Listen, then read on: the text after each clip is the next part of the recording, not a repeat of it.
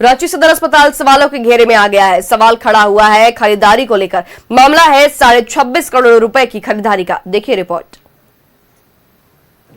अस्पताल पर खड़ा हुआ सवालिया निशान। एनआरएचएम ने मांगा 26.5 करोड़ रुपए का हिसाब। उपकरण और दवाइयों की खरीद में गड़बड़ी का आरोप। सदर अस्पताल को मिला एनआरएचएम का सो कॉज नोटिस। सवाल ये है कि लगभग 26 करोड़ रुपए का फाइनेंशियल डिस्क्रिपेंसी है, यानी उसका मिलान नहीं हो रहा है। सवाल ये है कि क्या दवाओं की खरीद टेंडर नहीं किसी और प्रक्रिया से हुई, किसी सेटिंग से हुई, कोटेशन से हो गई।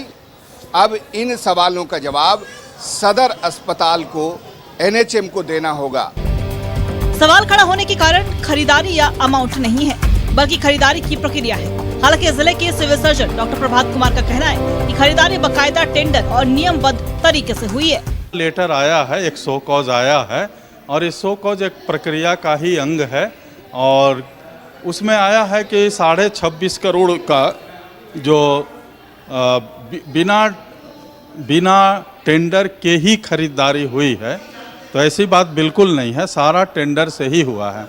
एनआरएचएम सो कॉज की पुष्टि तो कर रहा, लेकिन वो फिलहाल इसे घोटाला नहीं मानता।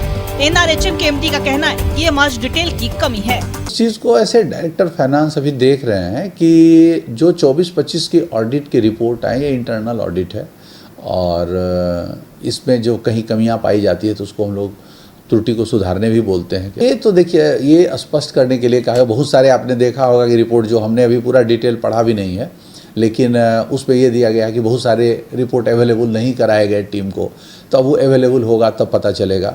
लेकिन ऐसा कुछ नहीं है कि प्रोसेस में अगर कहीं कमी है तो उसमें सुधार लाया जाएगा। सदर अस्पताल से जुड़े इस मामले ने राजनीतिक रंग भी पकड़ लिया है। सवाल खड़ा किया है बीजेपी ने। बीजेपी का मानना है कि टेंडर हुआ है तो, लेकिन वो मैनेज्ड है। और कायदे से जेम पोर्टल का अगर आप क्लॉज पढ़ेंगे तो जब भी कोई दो कंपनी एक ही परिवार के लोग डालते हैं तो कायदे से उन दोनों को डिस्क्वालीफाई किया जाना चाहिए। लेकिन तमाम जो नियम कानून उनको ताक पर रखते हुए बार बार इरफान अंसारी जी के मंत्रालय से ऐसी चीज़ें की गई।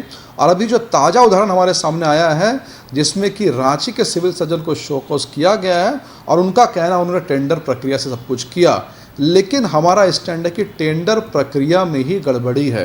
सवाल खड़ा हो रहा है कि जब खरीदारी टेंडर के माध्यम से हुई है तो कागजात ऑडिट में क्यों नहीं अटैच किए गए हैं। वित्तीय अनियमितता की संभावना रखने वाले इस मामले में एनआरएचएम को डिटेल आने का इंतजार है।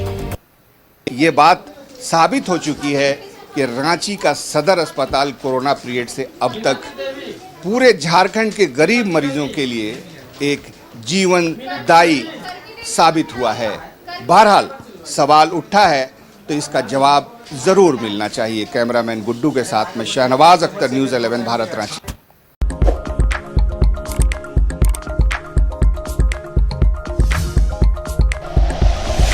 Like and share videos, subscribe करें हमारा चैनल और प्रेस करें बेल आइकॉन। न्यूज़ 11 भारत, सच है तो दिखेगा।